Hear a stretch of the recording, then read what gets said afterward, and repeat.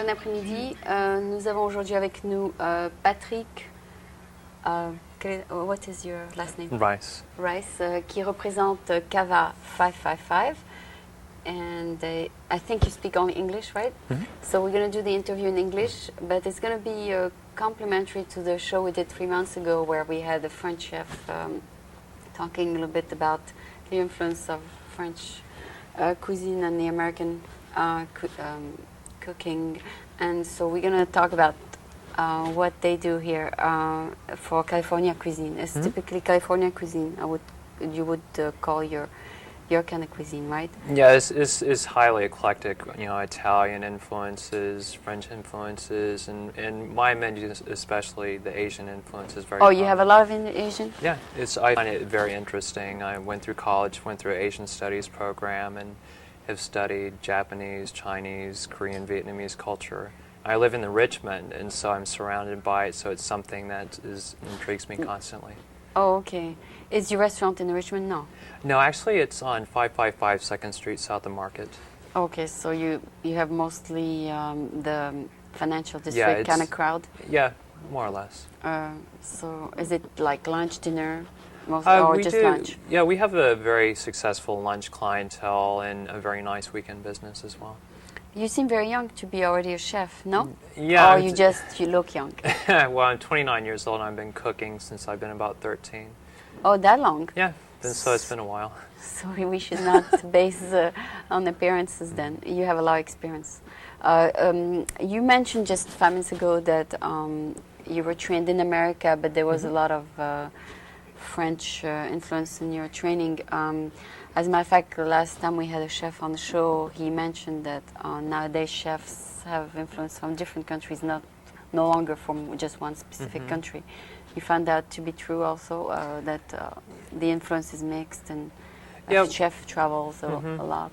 Yeah, I think we chefs, especially young chefs, are influenced by a lot of different ethnic cuisines, but I grew up in Little Rock, Arkansas, and I received my training there. We had a mobile 4-star restaurant Jacques and Suzanne, and all the chefs except for myself and another American was Swiss French, and so it was very classical French Jacques cuisine. is a French name. That was a French owner? Yeah, it was. He was a Swiss hotel owner, and so I it was see. a joint venture between an American chef and a Swiss hotel. So it was a little bit interest. different than what you serve here? Yeah, it was just much more classic, very. What people would expect in a restaurant. Typically from French cuisine. But one thing, I was there for 3 years, and I was heavily schooled in French technique, and just the way They prepare sauces. Yeah, sauces and vinaigrettes, salads, and all the butchering, and just French cooking utensils and techniques, and just the way that the food is, viewed, how it's taken care of. Once a chef become very good, he becomes very well in demand by other restaurants. I mean, like. Yes, but that takes a long period of time, because for you to be in demand, you have to be highly experienced. And typically in San Francisco, there's so many people who want to be chefs and so many people who want to cook that you're one of many. So you really have to become well established. You really do have to stand out. And so now what you brought today look more like a Japanese kind of a dish. Yeah, it's how can you say there's any French influence in that? Well, actually, the dish I'll show you, it's a grilled fillet of salmon. Right. With it's a Thai green coconut curry, baby carrots, red onions, Thai basil, and pink peppercorns with bean threads. But if you really look at the presentation of the dish, it's very French. Right. It's very circular style. And I've been so many under American chefs who forbid me to do that. So I like to do this now, and just the baby carrots and just the way it's prepared and the way I fillet my salmon, the way I grill it, is strictly French, and that's where that comes from. And that dish is very Asian. But one point that I'd like to make is that the French technique, especially among the younger chefs, is what holds us all together. We may be using Italian regional and Japanese food and Moroccan food, but the way that we're dealing with the food, our knives, our cooking equipment, the saucepans is very French, and without this, I think that the phenomenon of California cuisine would have never occurred, and it wouldn't have held together. And some chefs, you know, they have the audacity to say California cuisine is a technique, and no, actually, it's a way of putting things together, but the technique is French. The style of showing colors on the plate and presenting. It's very strongly influenced me, and I've gone on to try to incorporate an Asian view of color and composition, but I'm still strongly rooted in the way that the French, you know, are they viewing put colors food. together. Yeah. Do you find that also the Japanese have a lot of taste in presenting things, and a little bit like the French also? I mean, there's a similarity there. Yeah, you could draw parallels between, you know, color, contrast, and the way that textures are very important. And that's one thing I find very interesting is finding those commonalities in different cuisines. And for me, it's just the French, just the way I think they were very exact in the way that they formulated the way this technique or a system of working with food, and I think that that's been a huge contribution. And so it allows, you know, if you're interested in food, I would encourage anyone to go and study the French technique as a starting point. It's a good place to begin. Did you serve like in some French restaurant 3-course meals, or do you just go for one main meal and that's it?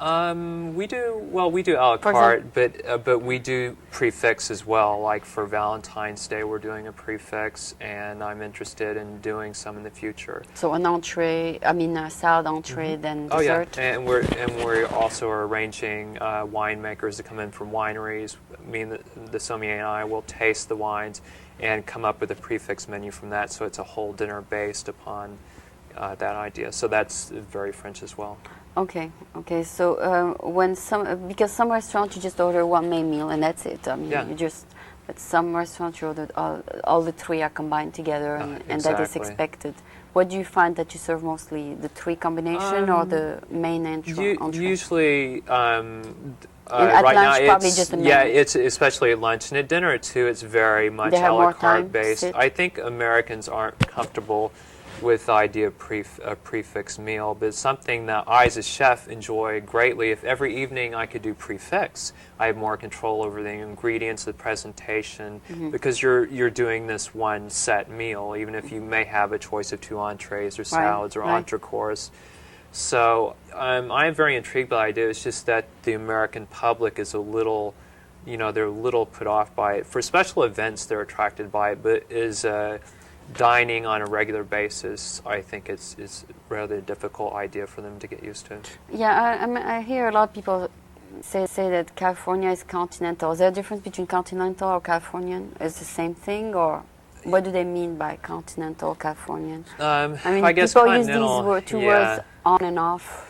Well, when I was trained, continental would be a very classical French, mostly.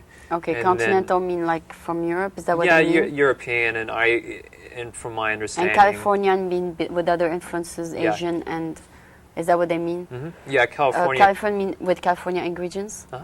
Yeah, the California cuisine is highly eclectic, and the idea is to use the ingredients, you know, grown locally, and there's a high stress on seasonality. And the one interesting thing is that there is large Asian farming communities, and 1/3 of San Francisco. Exactly, and outlying communities in the Valley areas especially. There's huge Hmong communities, and they. Did you train also maybe with a Japanese chef? No, actually, that's one thing that that's developed the yourself? next step. Yeah, it's just something I eating at ethnic restaurants and Asian restaurants. That you saw a little bit of their ingredients. Cookbook research, very heavy cookbook research. And you developed your own recipes, or you following a few? I take a base recipe usually as a place to start, and I'll do it, and then I'll adjust it from there. And maybe take it as a model. It's like a point of departure. You'll take this recipe and then go on from there. Do you find that if you establish for a while as a restaurant that it's important that you change your menu so people don't get bored, or it's not necessary? No, I think it is very necessary. I just completed that yesterday myself, and I like to do it about every year? At least. Well, no, actually every 2 months actually. Damn, if often? Yeah, the thing about California cuisine is that it's so seasonal that I use ingredients that are available anywhere. Some things are only available for 2-3 weeks. And I'll use those, and then once strawberry they're gone, cakes, for example. Oh. Yeah, the berries right now we're sort of in the middle, and we're getting some from New Zealand. You know, we prefer to use the local ingredients, but New Zealand is a big supplier at the moment. Well, that's what the French chef said, that in France it's seasonal, but here you can find ingredients all year. But there are a few things that you find seasonal only, like avocado. You don't find them all year ripe and good. Or, I don't know, you can name a few because you're in the business. But there are a few things that I don't see that often. I mean, so they just come quickly. Like asparagus, you don't see them all year. No, just in the springtime. And artichokes also, you don't see them all year. Yeah, they're available at the moment. They are? Okay. So that's something you might develop now? Like artichoke? Yeah, actually I have a tomato fettuccine with artichoke and grilled portobello mushrooms. And that will last like 2 months? Yeah, things like that you can keep around for up to 2-3 months because they're growing seasons, especially Watsonville so close is something that we have access to. And do your clientele welcome new things? Actually they're very interested. I find it very interesting to go out into the restaurant, meet people, meet the regular customers, and talk to them about food. And it's something I think also has been kind of a recent phenomenon that Americans are interested in food. Yeah, for example, you go in excuse me, but when you go to a Chinese restaurant, it's always the same all year. Chow mein or rice with a combination or whatever other things like chicken or meat, beef. But you don't see that much combination after that. That's it. It's all year like that. Because the ingredients they use, of course, they're all year, like the beef and the chicken and the green pepper are there all year. So I guess yours is more varied than that. Yeah, it's just very typical of anyone who's labeling themselves as California cuisine to be very, like this tangerine is in season right now, and so I'm going to use it. And I want to use Satsuma mandarins, but they're out. Oh, a little crushed. That's true. They just got out. Yeah, they're gone, which is what would too you bad. do with the tangerine, for example? Well, right dessert? Now, actually I do a tangerine creme brulee, which is obviously a very strong influence. And I like to use them in salads. I'm going to do a baby spinach and radicchio salad with tangerines and Thai chili vinaigrette. And people do ask for that kind of thing? Yes, yeah, actually, they like they're very. experiment. Yeah, it's very. I think people are getting more experimental when it comes to food, and that's when I was younger. As an American, why I was interested in food is meeting French people, especially getting in my training. Just the whole view of food. It was much more essential part of life. Is something that was more enjoyed. But I found within my own family and my friends and their families, food was just a necessary thing that happened. I said, well, why are we wasting all this time just, regarding, food as something that's a necessity, that it's almost a waste of time. Oh, I have to hurry up and eat this and get it over with. But I lived with French people for a little over 2 years as well. In France?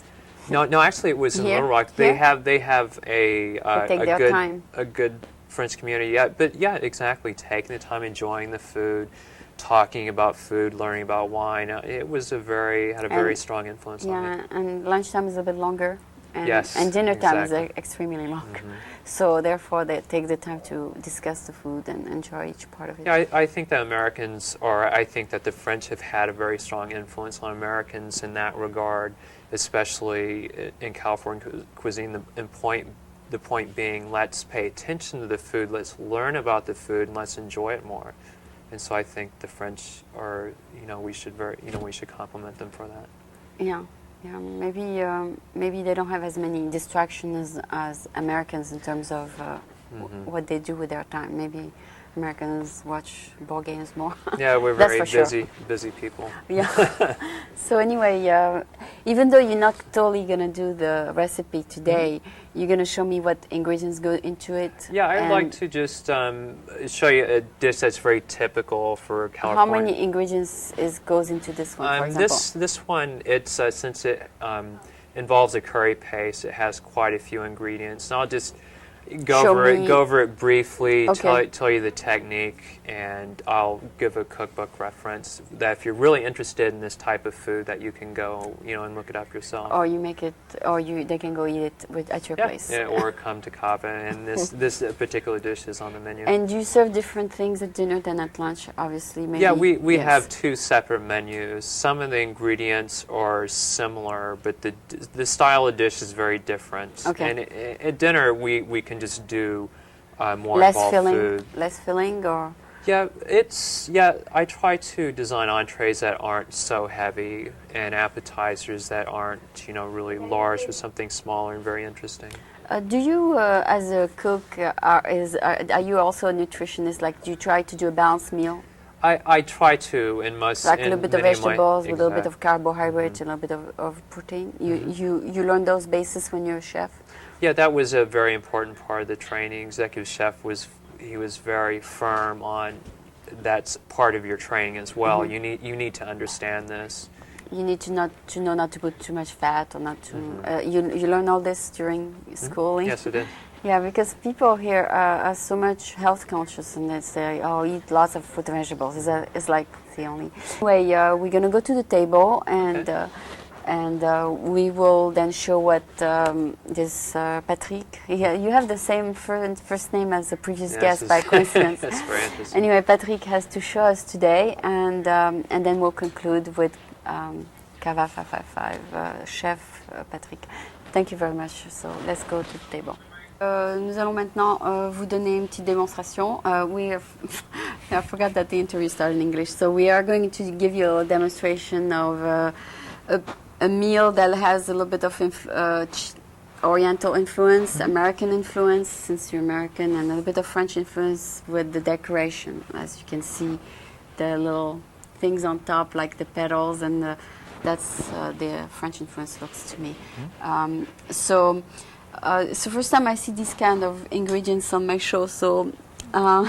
But we're in California, everything is permitted, so not only you are going to tell me how this is prepared, you can maybe give me the names of these ingredients, because I never buy them, so it looks like totally new to me. So what is the dish called? What is it? It's a grilled fillet of salmon with a Thai green coconut milk curry with baby carrots, red onions, green pink peppercorns, and Thai basil, and it's on a bed of bean threads.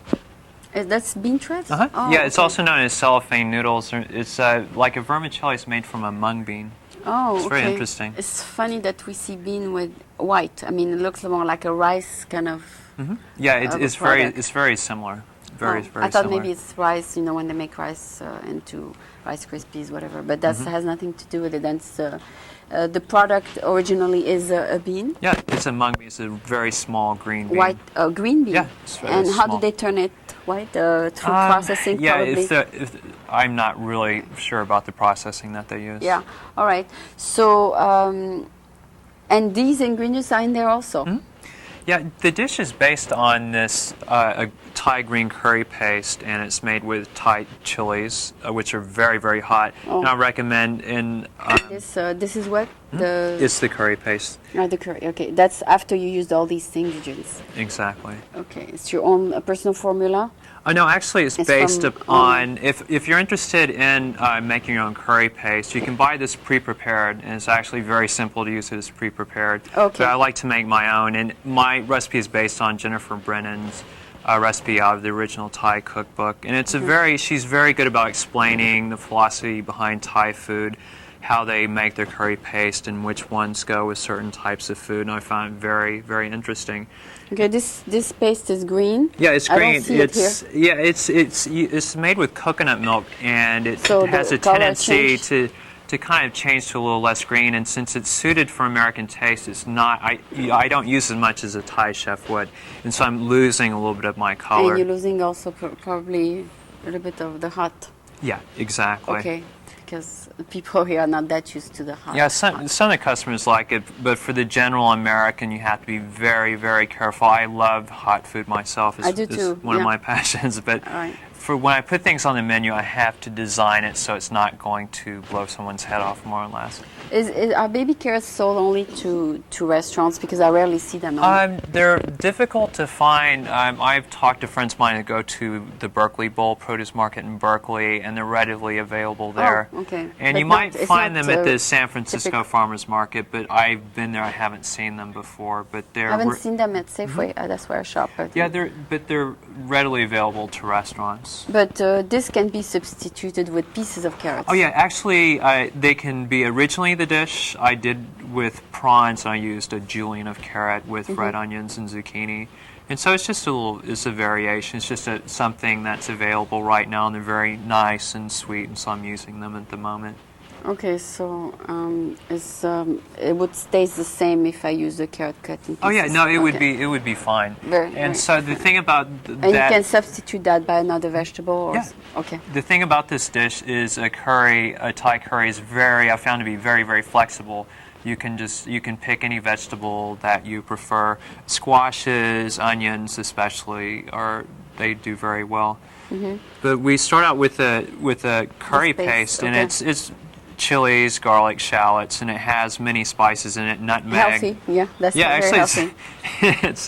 It is, and we have cloves, caraway seed, coriander seed, and I like to. I think traditionally I use a dried galingale root, and I like to use fresh, and it's available in the city right now. And if you, where is that here? Actually, it's ground within the paste. Ah, cool. This galingale is a relative of ginger. It's also known as Siamese ginger. Oh, you use a real. Yeah, fresh kind of. And it's very camphorous. If you were to cut and smell, it's very camphorous. It's very interesting. And in the paste, you also have lemongrass, which if you're using this, it's very fun. These ingredients are very fun just to play with if you're cooking, even So you buy them in that form or in that form? No, I buy these ingredients fresh, and then I just the dried spices. Okay. I just have around the restaurant. But if you're using lemongrass, just peel it. Take off the root end and just use like the lower third and either slice or chop it very finely. When you order food, is it you who orders, or is there another person in charge? No, I do the ordering. And things like these, I prefer to go to the Asian markets and do shopping myself. I like to kind of keep in contact with the markets. I go at least 2-3 times a week. So a cook is also a buyer? Yeah, actually a chef is a very multifaceted job. I don't just cook. I do so many other things. And you go in the markets 3 times a week or something? Yeah, I have to keep up on date what's currently popular in the city, what produce is currently in season. So it takes a lot of time. Do you find that the local people have different tastes than the tourists, or have you? I don't really come in contact with the tourists very much since I'm south of the market. Oh, that's so true. It's kind of difficult for me to It's a local kind of crowd, maybe. I see. Yeah. Okay, and that's not a wine, right? That's no. Else. This is a fish sauce, and so after you make the curry paste with these ingredients, it's very simple to make. Basically, what you're doing is you can purchase coconut milk. You can either make your own with fresh coconuts, or if you buy the canned, it works pretty well, but you'll need to thin it with a little bit of water. And so you just, for each serving of salmon, I have about 3.5 ounces of coconut milk, and you season it with about 1 ounce of fish sauce. And this is it's made from fermented fish. All it is fish packed with salt and fermented. And this is the soy sauce of Southeast Asia. They use this just as the Japanese or Chinese would use a soy sauce. Right. So you take coconut milk, add the fish sauce, and then add your curry paste, and gently simmer that, and then you add your harder vegetables first. And with the baby carrots, you would blanch those and then add them to the sauce. And so it's just a matter of simmering it. So is this to be cooked also? Oh, yeah, the way you deal with bean threads is you soak these in just warm water, get very warm water out of your doesn't tap. take long. No, it doesn't. Let them soak for about 5 minutes, and then all you need to do is dip them in hot water that's almost to a boil for 1 second, and then they're done. Is it a very filling kind of meal, or you gotta be hungry after it? It's fairly filling, but I think that cellophane noodles aren't quite as heavy as an Italian pasta. Right. Maybe a person might need another meal after that. I mean, a second, maybe a salad with it. Yeah, actually, a salad would be nice with it. Yeah, like something to complement, maybe bread. I don't know. What would you take with this? Something else? No, not bread. No. Like you would complement it with some kind of thing that would make it more full. But that actually, yeah, you might be full with that. Yeah. It depends on the... Yeah, it's a fairly... This dish is designed so it's fairly complete with fish and vegetables and with the bean threads as a starch. It pretty much stands on its own. Okay. So, well, anyway, you presented it very well. Can you tell me what this is? Oh, that's a whole nutmeg. You use that? Yeah, actually, that's the curry paste. Thai curry pastes are very complex. They have many, many ingredients, and that's the wonderful thing when you cook with them. And you taste them in the curry, you pick up clove, nutmeg, and so many other things just from garlic, chili, and onions. And that's the drawback of a prepared paste, is that it's very much just onions, shallots, chilies, and garlic, and you don't get the spices. They'll just list spices at the end. So basically everything is boiled except the fish, which is grilled. Yeah, it's grilled. It's grilled. So you just the curry sauces, you simply simmer, cook them with fish sauce, curry paste, and then add your vegetables, and then just taste it, you know, for how you like it. And you add more curry paste if you want it hotter. Okay. And if it needs more seasoning, you just season it with fish sauce. Okay, well, that's, I think we got pretty much an idea of what the meal is about. So, and you serve also meals with meat, I suppose. I mean, yeah, we do a wide range of things, all kinds of things. This is just an interesting dish. It is, okay. So it was then Patrick Rice, who represents CAVA555 here in San Francisco, and sounds like he's very creative, and I hope you'll try him out. Thank you for being here today. Okay, thank you. It was a pleasure.